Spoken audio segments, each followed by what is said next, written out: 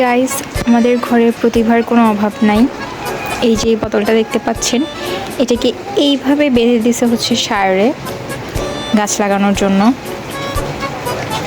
আসেন আপনাদেরকে আরও একটা জিনিস দেখাই।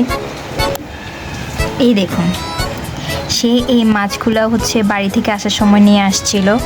আমাদের কাউকে বুঝতেই দেয় না যে সে বাড়ি থেকে মাছ নিয়ে আসছে, বোতলে করে নিয়ে আসছিল। তার মধ্যেই ফেনাগুলা নিয়ে আসছিল সাথে। এরপর সে এখানে মাছগুলাকে রাখছে, আমরা বলতেই পারবো না। এই বালতিটাকে কেটে সে আবার প্লাস্টিক দিয়ে চারপাশে মোড়াই দিছে। মশলা দিয়ে বুদ্ধি তার ভালোই, শুধুমাত্র পড়ার দিকে সে কাজে লাগায় না, এই জন্যই আমাদের যত চিল্লাচিল্লি। এই বুদ্ধি যদি সে পড়ালেখায় কাজে লাগাইতো তাহলে আজকে অনেক কিছু হয়ে যেত। যাই হোক, এখানে সেই যে অনেকগুলা মাছ রাখছে।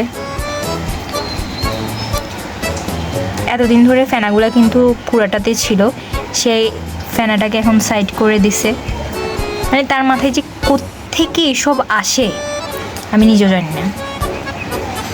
দেখেন এখানে কতগুলা মাছ আছে। সে বাসায় নাই, স্কুলে, এই জন্য আমি এটার ভিডিও করতে পারতেছি। এখন 2 দিন ধরে সে বাসায় ছিল, এই জন্য আমি ভিডিও করতে পারি নাই, কারণ সে আমাকে ভিডিও করতে দিবে না। দেখেন তার অবস্থা, প্রতিভার অভাব নাই আসলে।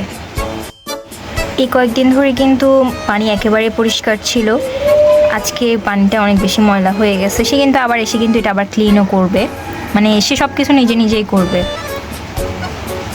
সেদিক দিয়ে সে আবার ভালোই মেনটেন করে সব কিছু, পরিষ্কার রাখা, মাছেদের যাতে কোনো প্রবলেম না হয়, খাবার দেওয়া।